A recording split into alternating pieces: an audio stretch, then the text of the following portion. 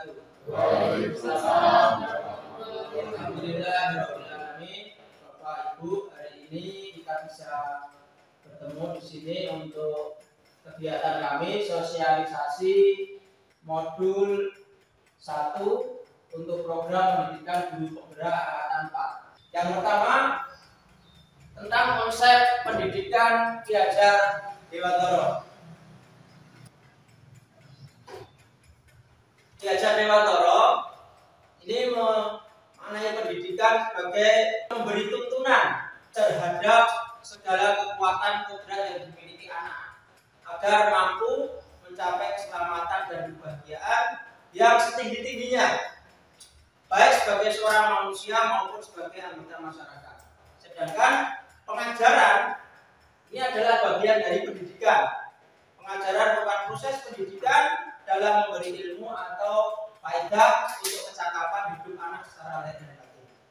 Secara rangkaian dari arti pendidikan menurut Ki Hajar Dewantara, itu pendidikan dan pengajaran merupakan usaha persiapan dan persediaan untuk segala kepentingan hidup manusia, baik dalam hidup bermasyarakat maupun hidup berbudaya dalam arti yang seluas-luasnya.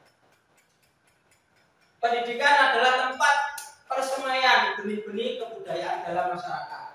Beliau menyampaikan demikian tentang halnya pendidikan. Tujuan dari pendidikan menurut Ki Hajar Dewantara di sini menuntun segala kodrat yang ada pada anak,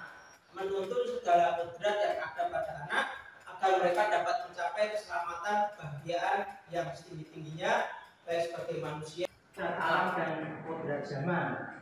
Jadi setiap rangkaian pendidikan di sini harus bisa memahami anak-anak itu mengikuti kodrat keadaannya sesuai dengan kodrat alamnya, kodrat bawaannya, dan kodrat zaman. Kondisional pada saat hari ini atau pada saat mereka menerima pendidikan. Oke, dalam melakukan pembaruan yang terpadu, hendaknya selalu diingat bahwa segala kepentingan ini berpusat pada anak didik. Ya, baik mengenai hidup pribadinya, kemasyarakatannya, jangan sampai meninggalkan segala kepentingan yang berhubungan dengan kodrat keadaan. Ya, dalam segala bentuk isi dan wirama ini mengikuti disesuaikan dengan dasar-dasar dan asas hidup kebangsaan yang bernilai dan tidak bertentangan dengan sifat kemanusiaan. Kodrat keadaan yang terkait dengan kodrat zaman ini seperti ini hanya Bapak Ibu.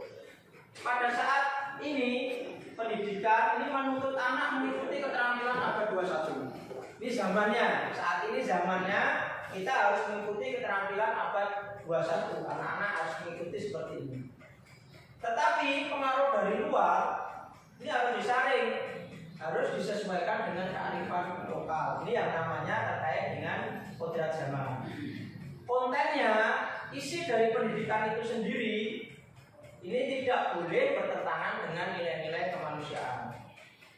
Ini terkait dengan kodrat zaman. Dan satu kata-kata bijak dari Ki Hajar Dewantara seperti ini: didiklah anak-anak dengan cara yang sesuai dengan tuntutan alam dan zamannya sendiri.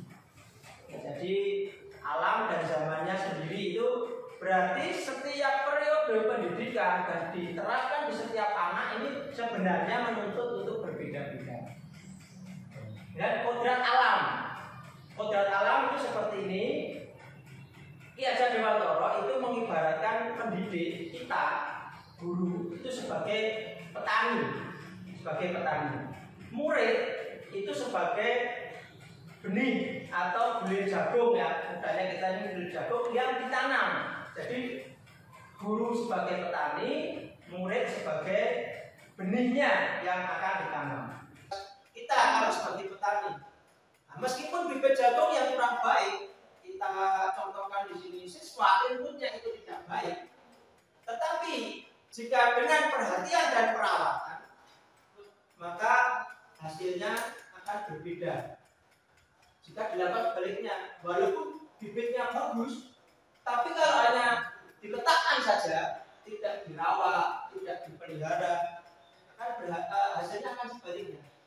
Jadi persepsi inputnya sudah tidak baik, outputnya juga tidak baik, itu hal lumrah. Ketika kita belum melakukan perhatian dan perawatan, tidak boleh mengambil seperti itu karena kita belum melakukan usaha, belum merawat ini. Jadi pendidik di sini ini bertugas sebagai pamong, menuntut untuk menuju merdeka belajar, memberi tuntunan dan arahan. Nah, sebagai pamong ini memberi tuntunan dan arahan supaya anak tidak kehilangan arah dan membahayakan dirinya. Kemudian menuntun di sini tumbuh atau hidupnya kekuatan kodrat yang ada pada anak. Sehingga ketika kita di sini biasanya input siswa itu pasti kita tanya punya bakat, punya minat apa. Dan ini sebenarnya yang akan kita kembangkan. Sehingga setiap anak itu pasti punya potensi. Hanya kadang kita belum mengetahui dan anak itu sendiri kadang tidak mengetahui potensinya. Nah, kita di sini menuntun hidupnya kekuatan kodrat yang pada anak. Jadi kita tugas sebagai bapak ibu guru di sini sebagai pamong untuk menuntun dan agar anak menemukan kemerdekaannya dalam belajar. Ini konsep filosofi pendidikan menurut belajar dewasa. Sementara untuk pendidikan karakter yang setiap saat ini kita kembangkan untuk pendidikan karakter, ini gabungan dari perasaan, gerak pikiran dan kehendak yang jadi satu menjadi tenaga. Itu budi pekerti, pengertian dari budi pekerti. Atau gabungan dari cipta, jadi pengetahuannya, karsa, kemudian menghasilkan karya. Ini juga konsep dari pengertian dari budi pekerti. Peran orang tua sebagai guru, penuntun, dan pemberi teladan menjadi sangat penting dalam pertumbuhan karakter baik pada anak. Karena filosofinya seperti ini, Bapak Ibu. Pendidikan pada anak itu terdapat untuk 3 lingkungan, ya, terbentuk dari 3 lingkungan: masyarakat, sekolah, dan keluarga. Tidak bisa dihindari. Jadi fokusnya ini sebenarnya pada keluarga. Kalau Ki Hajar Dewantara itu fokusnya pada keluarga yang paling utama. Karena apa? Menjadi tempat yang paling baik untuk melatih pendidikan sosial dan karakter baik untuk seorang anak. Ini di keluarga. Dan Ki Hajar Dewantara juga menyampaikan bahwa keluarga merupakan tempat bersemayamnya pendidikan yang sempurna untuk melatih kecerdasan budi pekerti. Kita juga merupakan tempat bersemayamnya pendidikan yang sempurna bagi anak untuk melatih kecerdasan budi pekerti, pembentukan wataknya. Ini keluarga. Kita di sini hanya beberapa jam, mungkin di masyarakat hanya keluar sebentar. Yang paling utama itu 1 hari di keluarga. Bertemu dengan saudaranya, bertemu dengan orang tuanya. Ini akan menjadi ruang untuk mendapatkan teladan, tuntunan, dan pengajaran dari orang tua. Berinteraksi antara kakak adik. Contoh, sudah sering kita temukan orang tua membuang sampah sembarangan, anak melihat, mereka akan melakukan hal seperti itu. Ya, bicara kasar kepada orang, anak akan mengikuti. Ini contoh, ya. Karakter orang tua itu pasti ditiru oleh anaknya, apalagi yang masih kecil-kecil, mudah sekali untuk meniru. Maka keluarga ini sangat penting untuk menjadi pembentukan karakter anak, sehingga kemudian dapat tercipta karena anak-anak saling belajar antara satu dengan yang lain dalam menyelesaikan persoalan yang mereka hadapi. Kalau di keluarga nanti bisa tanya-tanya saudara dan orang tuanya. Oke, terima kasih Bapak Ibu. Ini terkait dengan modul 1.1 konsep pendidikan Ki Hajar Dewantara. Fokus pendidikannya, fokus penerapannya itu pada anak. Boleh tanya dulu Pak? Iya, monggo Pak Ismati. Tadi untuk guru itu sebagai petani, terus kemudian murid itu sebagai benih tadi ya. Kemudian seberapa besar tempat atau kemudian yang dimaksud tempat atau padanya yang mungkin berpengaruh untuk perkembangan anak. Misalkan keadaan lingkungannya kurang baik atau tempat pendidikannya kurang baik, itu ada pengaruhnya demikian. Iya. Kalian tanya ya? Iya, ya Bapak. Assalamualaikum warahmatullahi wabarakatuh. Waalaikumsalam warahmatullahi wabarakatuh. Apa yang Bapak coba sampaikan tadi bahwa modul ini menyampaikan 3 poin, yaitu pertama adalah apa tadi, bakat alam ya? Iya, bakat alam, kodrat zaman, yang ketiga karakter. Terkait dengan kodrat zaman, sekarang itu anak hidup di abad awal 2001, sementara gurunya itu hidup di akhir abad 2020. Nah, ini seringkali terjadi ketimpangan. Sementara anak-anak kita itu belajar IT, sekali belajar mereka bisa, tapi gurunya belajar IT 3 kali belum bisa. Nah, ini perlu adanya suatu solusi bagaimana, karena guru sebagai filter kalau tidak menguasai tentu saja juga akan mengalami kegagalan. Ini perlu adanya suatu solusi. Yang kedua, anak sebagai kodrat alam, bahwasanya anak itu punya potensi. Sementara kita perhatikan anak-anak kita itu tidak tahu potensi itu apa. Tadi ada disebutkan bakat dan minat. Kadang-kadang anak itu minat, namun sebenarnya tidak bakat. Yang bakat malah tidak minat. Itu oleh karena itu sebenarnya menurut saya itu juga ada faktor yang namanya hereditas. Biasanya keturunan dari ayahnya itu akan mempengaruhi anak. Maka kalau anak tidak bisa menemukan bakat dan minat, kalau minat mungkin menemukan, kamu kan bakatnya itu kadang-kadang tidak temukan. Itu diarahkan untuk melihat bapaknya, pekerjaan bapaknya. Kemudian karakter, ini ada suatu permasalahan. Tadi disampaikan bahwasanya yang membentuk anak itu tentang karakter itu orang tua. Itu dominannya adalah orang tua. Juga tidak menutup kemungkinan di lingkungannya. Tapi gini, permasalahannya zaman sekarang, zaman teknologi ini, banyak sekali orang tua, suami dan istrinya kerja, anaknya di rumah. Sehingga di saat sekolah sedang ada masalah corona ini, mereka justru bergaul dengan teman-temannya. Sehingga mereka mendapat suatu karakter-karakter yang didapatkan dari lingkungannya atau bahkan informasi-informasi dari teknologi. Dan ini perlu juga jadikan suatu garis bawahi sebagai pemikiran kita sebagai seorang pendidik. Paling tidak 3 hal itu perlu dicermati. Satu, masalah zaman tadi, masalah alam, dan yang ketiga masalah karakter. Terima kasih. Terima kasih Bapak Ismadi dan Pak Mas Said atas pertanyaannya. Untuk pertanyaan Pak Ismadi, kita diibaratkan sebagai petani, siswa sebagai bibit. Lah ditanam di mana? Ya sekolah ini sebagai lahan. Maka kalau kita punya lahan untuk pertanian, tentunya kan lahannya dikelola dengan baik.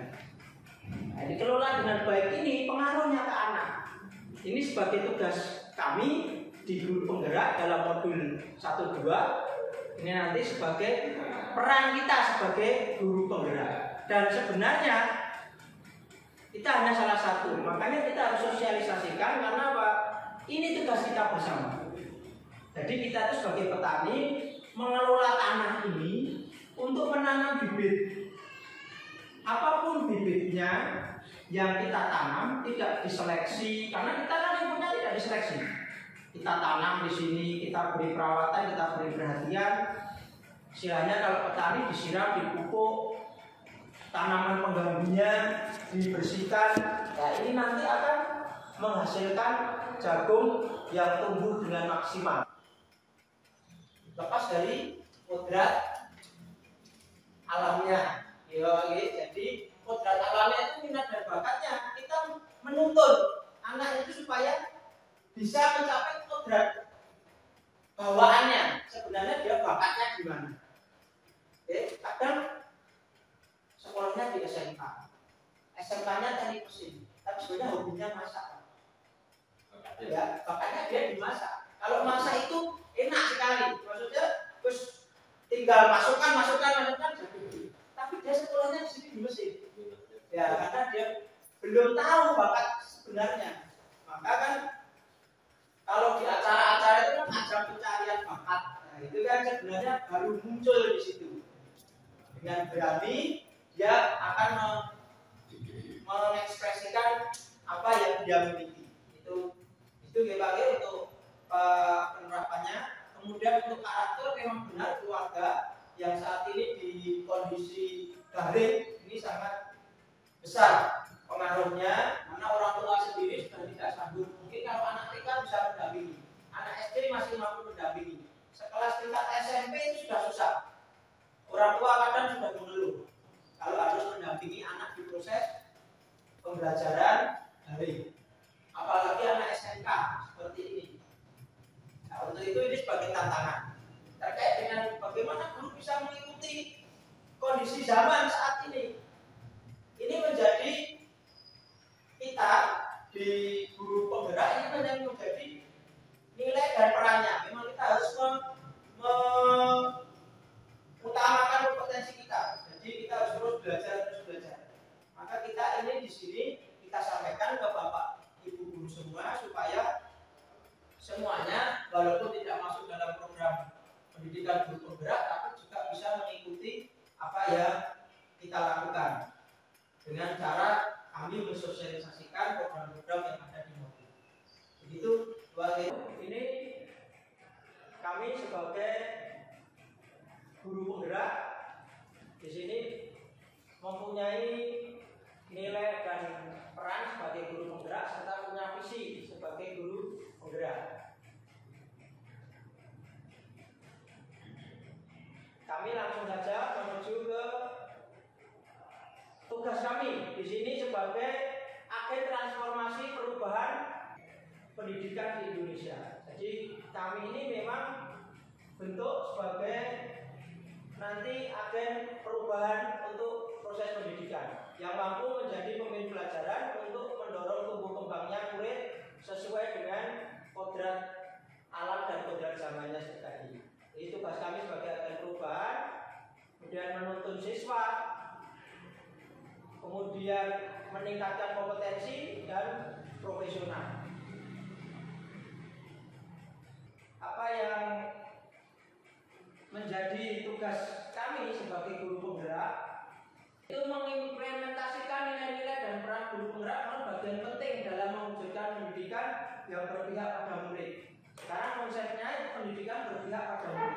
Karena nilai dan peran guru penggerak menjadi pedoman dalam berperilaku dan bertindak untuk mewujudkan profil pelajar Pancasila. Sekarang konsepnya pendidikan karakter itu masuk di profil pelajar Pancasila. Profil pelajar Pancasila itu seperti apa? 1. Mewujudkan siswa untuk beriman dan bertakwa, berakhlak mulia, berkebinekaan global, bergotong royong, kreatif, bernalar kritis dan mandiri. Anak. Konsepnya kita harus berkolaborasi. Maka kami di sini bisa berjalan jika ada dukungan dari keluarga, kemudian timnya dari fasilitator dan pendamping, pimpinan sekolah, panjenengan semua, rekan guru dan siswa atau murid. Tanpa ini tidak bisa berjalan dengan baik. Dari nilai dan peran yang kami implementasikan, maka kami mempunyai tujuan, yaitu memberikan atau merubah satu visi yang akan kita buat bersama-sama. Itu visi untuk apa? Itu visi membantu kita untuk melihat kondisi saat ini sebagai start dan membayangkan garis finish atau tujuan kita yang akan kita capai. Visi bertujuan untuk mencapai perubahan yang lebih baik dari kondisi saat ini. Jadi di sini bisa saja visinya itu, kalau visi sekolah nanti kita bahasnya dengan sekolah, dan visi kita itu untuk bagaimana perubahan terhadap karakter siswa. Nah, dalam melakukan perubahan-perubahan terhadap karakter siswa ini kita menggunakan manajemen perubahan. Manajemen perubahannya yaitu untuk pendekatan mewujudkan visi sekolah dan melakukan proses perubahan, maka perlu sebuah pendekatan atau paradigma. Paradigma di sini kita menggunakan namanya inquiry apresiatif. Inquiry apresiatif sebagai pendekatan manajemen perubahan kolaboratif dan berbasis pada kekuatan. Maksudnya gini Bapak Ibu. Ketika kita mau visi satu kelas sebagai wali kelas atau guru, kita punya visi di sini. Di kelas itu dikelola. Saya yakin setiap anak itu punya potensi baik. Jadi manajemen perubahan inquiry apresiatif ini tidak pernah mengungkapkan hal yang negatif, semuanya hal yang positif di anak. Ketika kita mau merubah visi sekolah atau membuat visi sekolah, itu pijakannya hal yang positif yang ada pada sekolah ini. Oh, jumlah siswanya banyak, gurunya punya potensi kreatif, mau belajar semua, kemudian punya fasilitas yang lengkap. Ini jadi pijakan. Jadi kita punya basis kekuatan yang positif. Jangan ketika membuat visi karena ada satu permasalahan apa atau ada kekurangan apa sehingga kita mau merubah visi. Bukan seperti itu konsepnya. Nah, inquiry apresiatif ini menggunakan psikologi positif, pendidikan positif, percaya bahwa setiap orang memiliki inti positif yang dapat memberikan kontribusi pada keberhasilan. Ini digunakan pada suatu organisasi. Oke. Kemudian dalam pelaksanaannya ini menggunakan metodenya, pendekatannya, menerapkan tahapannya itu dengan bagja. Bagja itu bahasa Sunda, artinya bahagia. Tapi bagja ini juga sebagai singkatan. Satu, membuat pertanyaan utama, apa permasalahannya, kemudian mengambil pelajaran dari hal yang sudah ada. Oh, kalau terkait seperti ini, masyarakat sudah ada seperti apa? Ini kita jadikan bahan. Kemudian menciptakan tujuan. Maunya apa? Kita maunya seperti apa? Yang keempat, menjabarkan rencana. Tahapan perencanaannya, kemudian mengatur pelaksanaannya, penjadwalannya. Ini yang paling penting Bapak Ibu, itu terkait dengan modul 4 tentang budaya positif. Membangun budaya positif di lingkungan sekolah. Membangun budaya positif di lingkungan sekolah. Setelah mengetahui filosofi pendidikan Gajah Dua Toro, tadi sudah dijelaskan di awal, bahwa kita pahami bahwa sebagai pendidik kita diibaratkan sebagai seorang petani, memiliki peranan penting untuk menjadikan tanamannya tumbuh subur. Kita akan memastikan bahwa tanah tempat tumbuhnya tanaman itu tanah yang cocok untuk ditanam. Sekolah ini diibaratkan sebagai tempat bercocok tanam. Sehingga guru harus mengusahakan sekolah jadi lingkungan yang menyenangkan, menjaga dan melindungi murid dari hal-hal yang tidak baik. Dengan demikian karakter murid tumbuh dengan baik. Sebagai contoh, tadi murid malas, untuk mengikuti pelajaran malas, untuk masuk sekolah juga malas. Ini menjadi semangat. Bukan sebaliknya, dari awal semangat, setelah datang ke sekolah kondisinya mereka tidak sesuai, akhirnya jadi kebalikannya. Datang semangat, tapi lama-lama sudah malas untuk ke sekolah. Murid akan mampu menerima dan menyerap suatu pembelajaran bila di lingkungan sekelilingnya terasa aman dan nyaman. Aman dan nyaman bagi mereka. Mengapa di sini keyakinan kelas? Kita selama ini apa? Yang ada peraturan, tata tertib. Kalau di peraturan, anak harus datang jam 7 pagi. Jika terlambat, pasti ada sanksi. Pasti ada. Di situ ditulis sanksinya. 5 menit. Ini kami yang lakukan. Karena kebetulan di siswaan kita buat tata tertib sendiri seperti itu. Tata tertib bunyinya. Nah, untuk itu kita akan mengadakan perubahan terkait dengan budaya positif ini, keyakinan kelas. Karena menurut dosen ya, ilmuwan psikologi, keyakinan ini akan lebih memotivasi seorang anak secara intrinsik. Jadi dari dalamnya, kalau kita beri peraturan, datang tepat waktu, kalau kamu terlambat masuk ke kelas 5 menit, hukumannya tepat 10 kali. Karena sudah capek daripada saya suruh pusat, datang pagi, tapi karena adanya peraturan tadi. Gitu. Nah, kita di sini akan memotivasi secara intrinsik dengan keyakinan. Seorang akan lebih tergerak dan bersemangat untuk menjalankan keyakinannya daripada hanya sekedar mengikuti peraturan. Ini menurut dosen. Kemudian untuk budaya positif, sekolah perlu menyediakan lingkungan yang positif, aman, nyaman agar murid-murid mampu berpikir, bertindak, dan mencipta dengan merdeka, mandiri, dan bertanggung jawab. Salah satu strategi yang perlu ditinjau ulang adalah bentuk disiplin yang dijalankan selama ini di sekolah-sekolah kita. Ini yang perlu kita ubah. Pembentukan keyakinan kelas ini kami lakukan di awal masuk semester genap. Pembentukan keyakinan kelas ini harus bersifat lebih abstrak, jadi tidak langsung jelas ya, daripada peraturan, lebih abstrak dari peraturan yang lebih rinci dan konkret.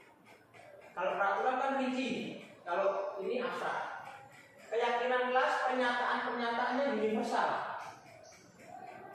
Ya, kami bagikan kertas ke anak-anak. Saya hanya memberi gambaran bagaimana kita ini akan membuat budaya positif terkait 1, kedatangan, 2, seragam yang kita gunakan, 3, saat mengikuti pelajaran, yang keempat, bersikap dengan orang lain.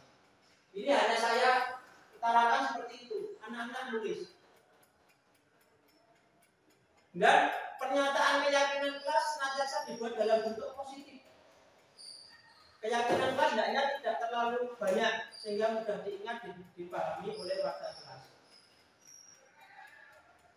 Setelah mereka nulis, Pak Ibu, mereka tempel semua. Ini nempel itu, ini di belakangnya banyak. Antri untel-untelan mau pengen nempel cepetan. Anak kelas 3 ini. Ya seperti kalau kita anak TK kan kalau diberi tugas maju rebutan. Ini anak kelas 3. Mungkin mereka juga belum pernah mengalami hal seperti ini. Kemudian keyakinan kelas sebaiknya sesuatu yang dapat diterapkan. Tidak usah yang muluk-muluk, yang tinggi-tinggi. Akhirnya susah mendidik anak-anak. Semua warga kelas ikut berkontribusi. Jadi saya pun punya usulan, anak-anak punya usulan. Kemudian disampaikan di sini. Ini semuanya hampir sama karena dari awal saya pancing dengan 4 permasalahan itu saja. Akhirnya kita dapat keyakinan kelas di kelas 3B. 1, datang tepat waktu. 2, memakai seragam sesuai jadwal dan kegiatan. Yang ketiga, menghargai pendapat orang lain saat diskusi. Yang keempat, tidak menggunakan HP saat pelajaran kecuali ada instruksi. Mereka sendiri yang buat. Tapi ketika sudah kita rangkum, anak yang ketik, saya tayangkan, mereka tanya, datang tepat waktu. Pak, kalau terlambat, kasih pulsa Pak. 2 kali 1 menit, ada lagi. Semuanya di pikiran anak itu setiap kita buat seperti ini, itu pasti sanksi. Padahal di keyakinan kelas tidak ada, harus ada yang positif. Terus bagaimana? Pasti kan ada yang melanggar ya, Ibu ya. Pasti seperti ini. Mereka sudah membuat keyakinan sendiri, sudah disepakati sendiri, tapi pasti ada yang melanggar. Nah, bagaimana jika tidak ada kesalahan? Jadi murid ini melanggar itu bagaimana? Maka kita bisa pahami mereka itu melanggar karena akan memenuhi kebutuhannya. 1, untuk bertahan hidup. Jadi setiap anak datang kok contoh terlambat, itu pasti dia ada hal-hal yang di sini. Dia kebutuhan dasarnya itu antara bertahan hidup, cinta dan kasih sayang, kemudian penguasaan, kebebasan dan kesenangan. Ini kebutuhannya. Contohnya gini, Bang. Dia pokoknya ingin apa yang dia punya itu diakui. Itu salah satu cinta dan kasih sayang. Dia ingin perhatian. Juga kemana-mana, tapi harus ditegur, Mas. Duduk yang baik. Itu baru dia duduk. Baik, karena dia ingin cari perhatian. Dan penguasaan. Sok jagoan di kelasnya, suka bully. Itu karena dia ingin berkuasa. Itu kebutuhan mereka. Kebebasan. Tidak mau mengerjakan tugas. Jadi dia tidak mengerjakan tugas, seragam seenaknya sendiri. Itu kebebasan. Itu kebutuhan mereka untuk bebas. Kesenangan, kebutuhan untuk mencari kesenangan. Jadi suka tertawa diri gojekan. Itu karena dia pengen senang. Ini kebutuhannya. Ya kan, dan pemenuhan kebutuhan mereka itu kan tidak sesuai dengan kesepakatannya. Aku pengen senang-senang, tapi sebenarnya di kelas sudah punya keyakinan sendiri.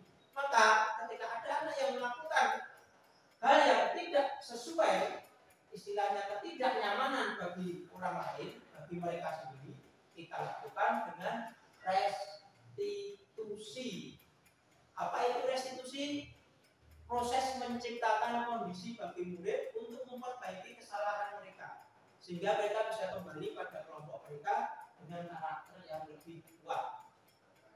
Kemudian restitusi juga adalah proses kolaboratif yang mengajarkan murid untuk mencari solusi untuk masalah dan membantu murid berpikir tentang orang seperti apa yang mereka inginkan dan bagaimana mereka harus melakukan orang lain. Contoh, anak datang terlambat, kita tanya, pasti mereka punya alasan, ya, alasan. Jadi di sini membangkitkan kesadaran pribadi. Motivasinya untuk baik itu dari dirinya sendiri. Ini prinsip-prinsipnya budaya positif. Kita lakukan restitusi, terlambat kita panggil, kita tanya apa yang menyebabkan kamu terlambat, kenapa? Padahal kita kesepakatannya seperti apa? Ya seperti itu ya, kesepakatan kita seperti apa? Keyakinan kelas kita seperti apa? Nah, kalau mereka sudah pahami, maka mereka akan menyampaikan, ya Pak, keyakinan kelas kita seperti ini. Terus bagaimana? Saya mengaku kesalahan Pak, itu kan kali itu saya besok tidak akan mengulang, saya akan bangun lebih pagi. Inilah prinsip-prinsip dari proses restitusi, membantu murid menjadi lebih baik, memiliki tujuan, disiplin positif, dan memulihkan dirinya setelah berbuat salah. Jadi setelah salah itu mereka merasa bersalah dan ingin memperbaiki. Ini berhasil restitusinya. Penekanannya bukan pada bagaimana berperilaku untuk menyenangkan orang lain atau menghindari ketidaknyamanan. Jadi, wah supaya saya tidak dimarahi, bukan seperti itu. Kemudian saya nanti tidak dihukum kalau terlambat. Tapi apa? Mereka datang tidak terlambat. Ini karena apa? Menjadi orang yang menghargai nilai-nilai kebaikan. Ini Bapak Ibu terkait dengan restitusi itu ada namanya segitiga restitusi. Contoh, ketika tadi ada ketidaknyamanan atau pelanggaran atau anak melakukan kesalahan, bukan pelanggaran, anak melakukan kesalahan, kita ini memfasilitasi tindakan yang salah. Jadi kita ulang, kita pertanyaannya kepada anak, kamu tentu punya alasan mengapa kamu terlambat. Mereka anak akan jawab, apa ada contoh ketika tadi ada ketidaknyamanan atau pelanggaran atau anak melakukan kesalahan, bukan pelanggaran, anak melakukan kesalahan, kita ini memfasilitasi tindakan yang salah. Jadi kita ulang, kita pertanyakan kepada anak. Kamu tentu punya alasan mengapa kamu terlambat. Maka anak menjawab, apa ada cara yang lebih efektif untuk mendapatkan apa yang kamu butuhkan? Maksudnya ketika ini ada kasus yang lain. Anak suka mengambil bukunya teman-temannya. Ini pertanyaannya, ada enggak cara yang lain untuk bisa mendapatkan buku? Gitu kan, kita tanya ke anak. Jadi kita tanyakan kembali validasi tindakan yang salah itu. Dan kita tanyakan keyakinannya. Apa yang sudah kita sepakati? Di kelas ini apa yang sudah kita sepakati?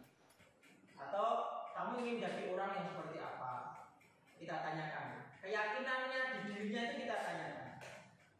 Nah setelah itu terungkap, kita lihat, oh kok sudah ada merasa bersalah nih. Di anak ini merasa bersalah. Langsung kita stabilkan. Sudah ada apa-apa. Setiap orang pasti pernah salah. Bukan hanya kamu saja yang terlambat, ada orang lain yang terlambat. Nah setelah ini bagaimana kamu akan memperbaiki? Seperti itu. Restitusi itu seperti itu.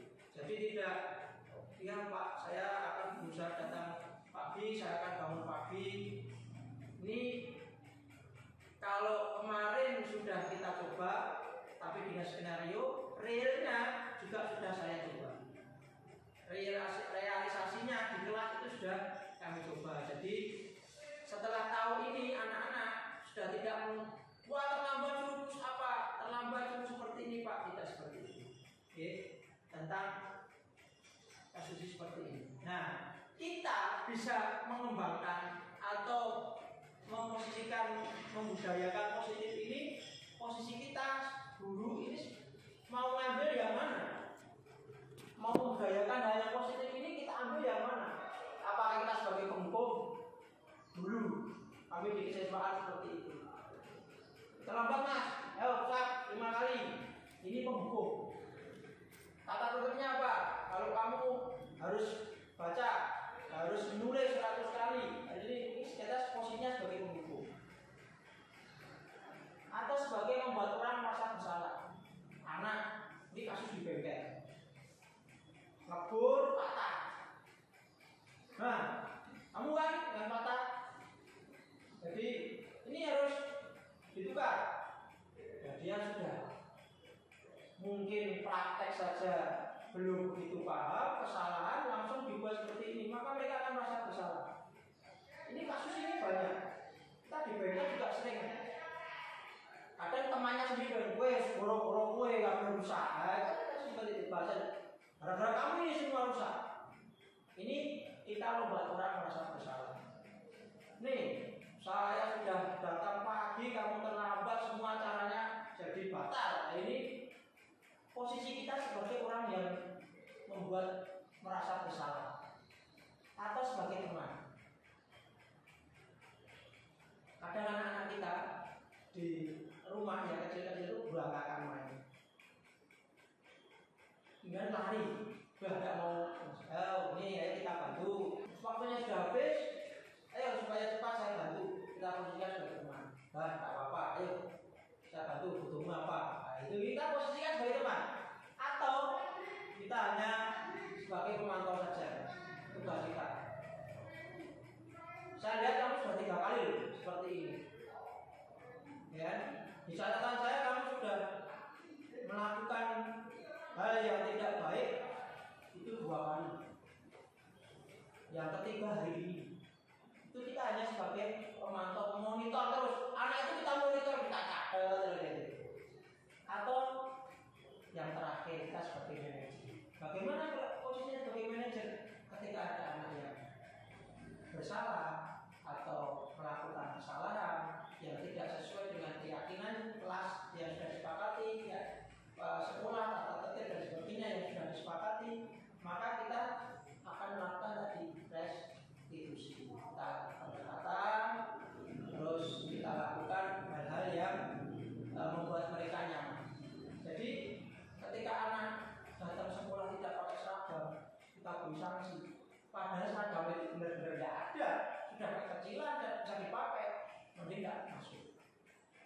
gitu. Mungkin nggak masuk.